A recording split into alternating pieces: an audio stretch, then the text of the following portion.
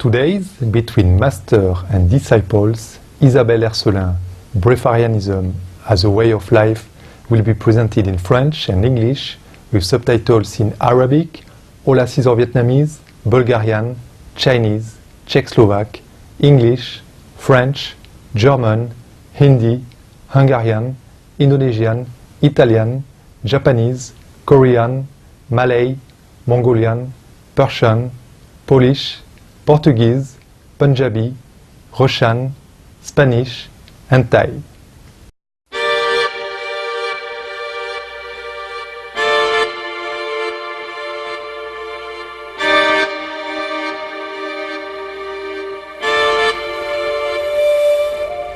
Dans les Écritures, le corps humain est souvent appelé le temple de Dieu.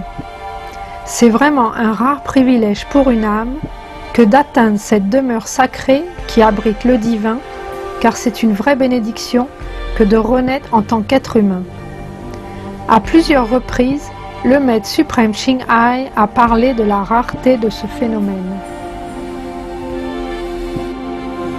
To be reincarnate in the human world is hard. You have to have enough human quality. You have to have affinity with the parents, yeah, and with the society, with the people around which you were born. And very difficult. To be a human, you need some merit. You have done something good in the past in order to be able, yeah, to be able to pick a human birth. En tant que temple vivant de Dieu, le corps humain est entièrement équipé de merveilles miraculeuses qui peuvent être éveillées chez ceux qui sont spirituellement conscients et ont une foi totale dans le Créateur de toute vie. Inédia, jeûner en latin, est la capacité humaine à vivre sans nourriture. Depuis des temps immémoriaux, il y a toujours eu des personnes qui ont pu se nourrir de prana ou force vitale. Par la grâce de la Providence, les inédiques, ceux qui suivent un mode de vie sans nourriture, peuvent retirer de l'énergie de la nature pour se nourrir.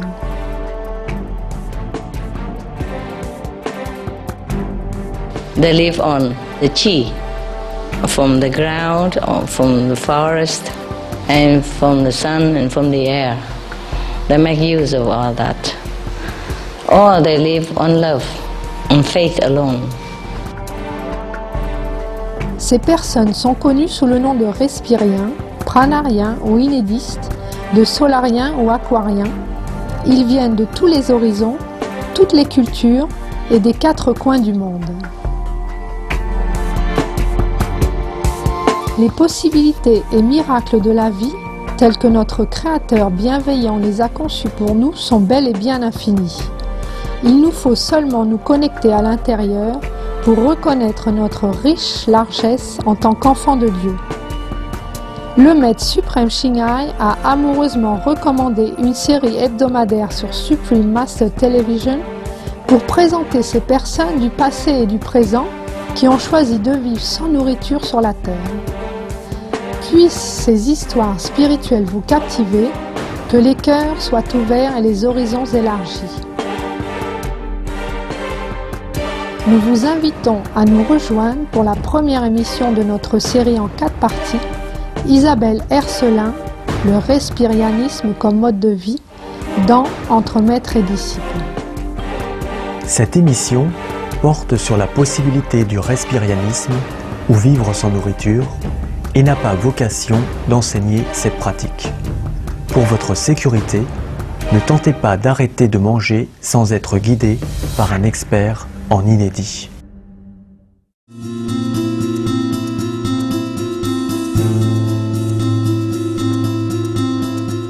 Depuis un an, Isabelle Hercelin a renoncé à la nourriture physique et vit comme une respirienne. Sans nourriture, qu'est-ce qui la nourrit et fait qu'elle reste si jeune et dynamique? Puisque tu ne manges plus rien, enfin de nourriture matérielle, qu'est-ce qui te nourrit? Qu'est-ce que tu appelles le prana? Pour moi, c'est difficile à expliquer, c'est difficile à exprimer. cette énergie de vie, pour moi, c'est une énergie d'amour. Mais je ne peux même pas exprimer cet amour qui se trouve dans toute chose, dans toute situation, dans toute émotion, et dans toute relation. Et ça remplit tellement immensément. Pour Isabelle, il n'y a pas de nourriture physique qui soit comparable aux sensations procurées en vivant de prana. Et c'est cet amour, pour moi, cette confiance que j'ai dans la vie, je peux pas dire comment je la ressens, c'est pas facile à exprimer, mais ça remplit 100 000 fois plus et 100 000 fois mieux. Et ça satisfait, pour moi, 100 000 fois plus et 100 000 fois mieux que la nourriture terrestre, même si je la remercie profondément pour tout ce qu'elle m'a apporté jusqu'à aujourd'hui. Au cours de l'histoire humaine, il y a eu beaucoup de personnes qui se passaient de nourriture et comptaient sur l'énergie cosmique pour maintenir leur corps physique et leur esprit. Un certain nombre aussi ont vécu des dizaines d'années simplement grâce à la foi, l'amour et une dévotion totale à Jésus-Christ ou Dieu. C'est la même chose pour Isabelle. Tu m'as dit, tu te nourris de foi et d'amour. Oui. Oui. On pourrait dire comme ça. Oui. Et ça me nourrit sur un plan, je dirais, tellement vaste, sur une globalité de mon être, beaucoup plus que la nourriture terrestre et très, pour moi, limitante. Cette énergie de vie qui me relie absolument à tout et qui me crée cette nourriture me comble. Au retour de Entre Maître et Disciple, après ces brefs messages, nous allons voir que le parcours d'Isabelle vers le respirianisme a débuté par l'adaptation d'une alimentation plus saine et plus compatissante. Restez avec nous sur Supreme Master Télévision.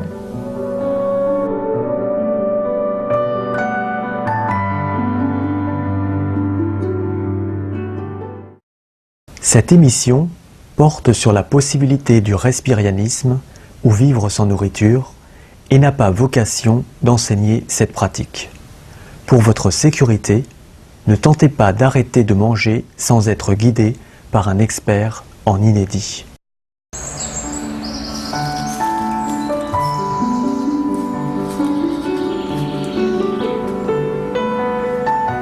De retour dans Entre Maître et Disciple sur Supreme Master Télévision.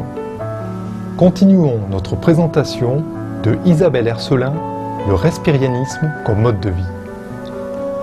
Qu'est-ce qui fait qu'Isabelle s'est tournée vers un mode de vie sans nourriture? Elle est une ménagère ordinaire avec une vie familiale normale. Je suis née à Paris, j'ai 2 frères et je suis venue vivre en Bretagne, dans la région de Vannes, vers 10 ans. Et à 17 ans, j'ai quitté le nid familial pour vivre avec mon mari et qui a été aussi donc, le père de notre enfant, Maëva. Et je suis aussi grand-mère d'une petite fille qui s'appelle Lola depuis quelques mois. Depuis son enfance, toutefois, Isabelle a eu une expérience unique avec la nourriture. Tout a démarré dès ma naissance. Comment dire, quand je suis née, on était à la période, je pense, de la libération de la femme. Et j'ai donc été nourrie au biberon, au lait maternisé, et ça ne m'a pas convenu du tout. Mes parents ne savaient pas quoi me donner d'autre, ils n'étaient pas au courant de ce qui pouvait exister autrement.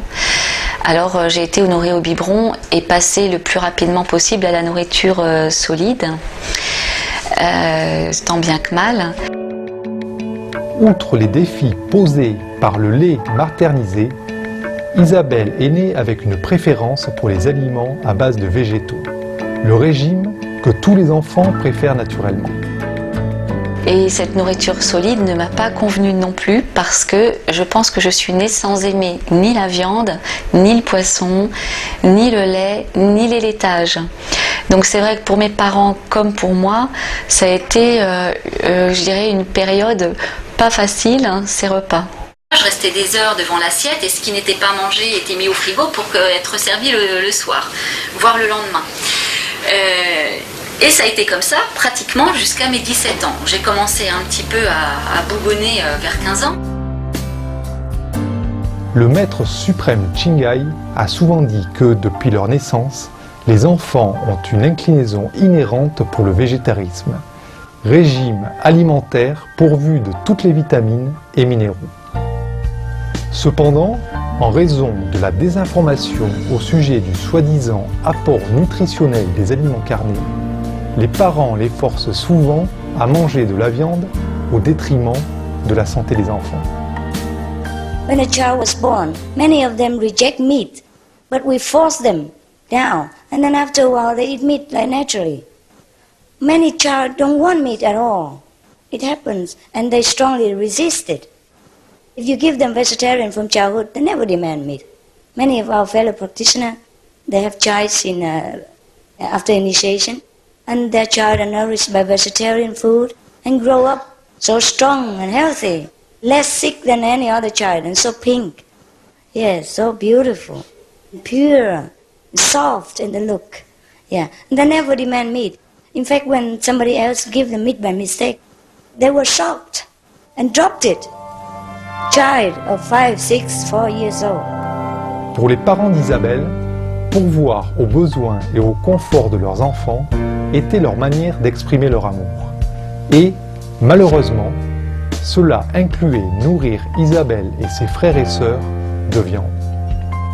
Pour mes parents, c'était très important d'être bien nourri et que c'était valorisant aussi, et c'était de l'amour. Enfin, vous allez vous y retrouver dans certains d'entre vous certainement. C'est donner de l'amour à ses enfants que de pouvoir apporter un morceau de viande tous les jours sur la table, du poisson et un repas équilibré. Donc pour eux c'était ça qui était important, donc ils ont été très vigilants et attentifs à ce qu'on soit nourri 3 fois par jour de façon ce qu'ils considéraient être équilibré, ce qui était considéré aussi, je veux dire, dans la société, être un équilibre. Heureusement, dans son adolescence, Isabelle trouve la volonté de dire non à cette diète carnée dangereuse. J'ai été quelqu'un de très discipliné et donc j'ai commencé vraiment à dire stop à toute cette nourriture que je n'aimais pas à peu près vers 15-16 ans, sans savoir par quoi remplacer ce que je n'aimais pas. Donc je me suis nourrie tout de même, mais pas par plaisir pendant toutes ces années. Grâce à une rencontre fortuite, Isabelle a découvert une alimentation sans produits animaux, meilleure et plus saine. Et, pour la première fois de sa vie, elle a apprécié le simple plaisir de manger de la nourriture. Et donc quand j'ai quitté l'unifamilial, là j'ai eu le bonheur de rencontrer une dame dans un magasin qui tenait un magasin diététique et biologique. Et là j'ai appris en fait qu'existait une autre nourriture qui était pour moi beaucoup plus saine et beaucoup plus agréable, et qu'on appelle végétarienne principalement. Et c'est là que j'ai découvert d'ailleurs que pas de viande, pas de poisson, pas de laitage correspondait à une nourriture qu'on dit végétarienne ou végétalienne. Et là, j'ai commencé vraiment à me nourrir avec grand plaisir. Qu'est-ce qui a conduit Isabelle à renoncer complètement à la nourriture et à ne vivre que de prana? Retrouvez-nous dimanche prochain pour la deuxième partie de Isabelle Hercelin, le respirianisme comme mode de vie.